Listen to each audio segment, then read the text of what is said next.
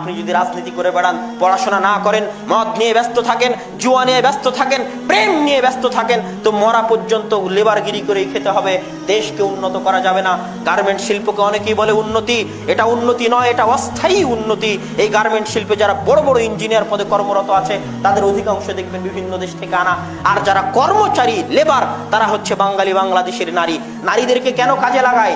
নারীদেরকে কম টাকায় পাওয়া যায় এই জন্য কাজে লাগায়। এটা নারীদের মূল্যায়ন নয়। নারীদেরকে বুঝতে হবে যে স্বামীর সেবা করা আর বসের সেবা করা, নিজের চালকের মালিকের সেবা করা আর স্বামীর সেবা করার মধ্যে পার্থক্য কি?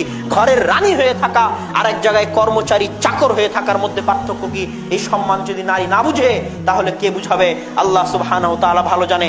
সম্মানিত উপস্থিতি, চীন চায় যে আফ্রিকার অঞ্চলগুলোতে অল্প টাকায় গার্মেন্ট শিল্প গড়ে তুলতে, তখন এগুলো সব গার্মেন্ট শিল্প বন্ধ হয়ে যাবে।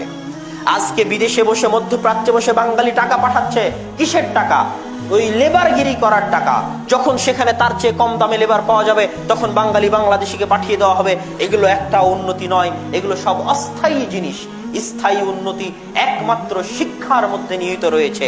স্থায়ী উন্নতি একমাত্র শিক্ষার মধ্যে নিহিত রয়েছে।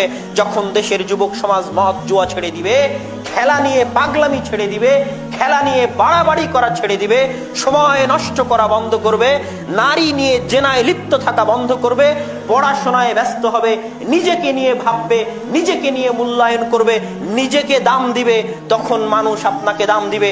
আপনি যদি নিজেকে দাম না দেন, আপনার নিজের সময়কে দাম না দেন, দুনিয়াবাসী আপনাকে দাম দিবে না।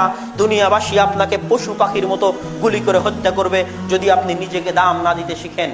সম্মানিত উপস্থিতি, আপনার ভিতরে আত্মমর্যাদা থাকতে হবে, যুবক সমাজের মধ্যে আত্মসম্মান থাকতে হবে, নিজের একটা চিন্তা থাকতে হবে, একটা স্বাধীনতা থাকতে হবে।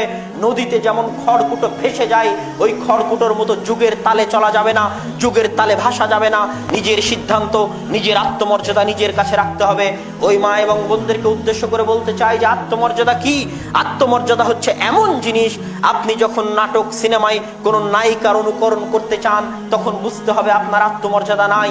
আপনি হচ্ছেন ওই পানার মতো, ওই খড়কুটোর মতো যা নদীতে সমুদ্রে ভেসে যায়। আপনার ভিতরে কোনো শক্তি নাই, কোনো পাওয়ার নাই। কিন্তু যখন আপনি ভাববেন যে নায়িকার আপনি অনুসরণ করতে চাচ্ছেন, ওই নায়িকাকে আপনি রাসূল সাল্লাল্লাহু আলাইহি ওয়াসাল্লামের আদর্শে আদর্শিত করবেন, এটা যখন আপনার লক্ষ্য হবে তখন বুঝতে হবে আপনার ভিতরে আত্মসম্মান আছে।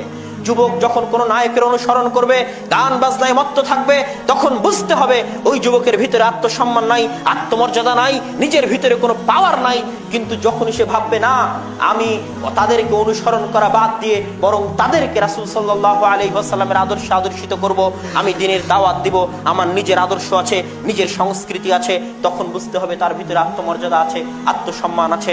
আল্লাহ সুবহানাহু ওয়া তাআলা আমাদের সকলের মধ্যে এই জিনিসগুলো বুঝার তৌফিক দান করুক, আল্লাহুম্মা আমিন। আর যুবক সমাজের উদ্দেশ্যে আমি পরিশেষে আবারও আহ্বান করব, আপনারা এই দয়া করে নিজের জীবনের জন্য, সমাজের জন্য, পরিবারের জন্য, ইসলামের জন্য, দেশ ও জাতির জন্য এই জিনিসগুলোকে পরিত্যাগ করুন।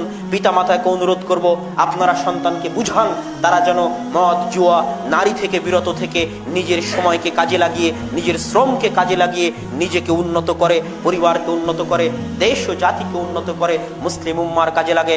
আল্লাহ সুবহানাহু ওয়া তাআলা আমাদেরকে এবং তাদেরকে সেই তৌফিক দান করুক, আল্লাহুম্মা আমিন।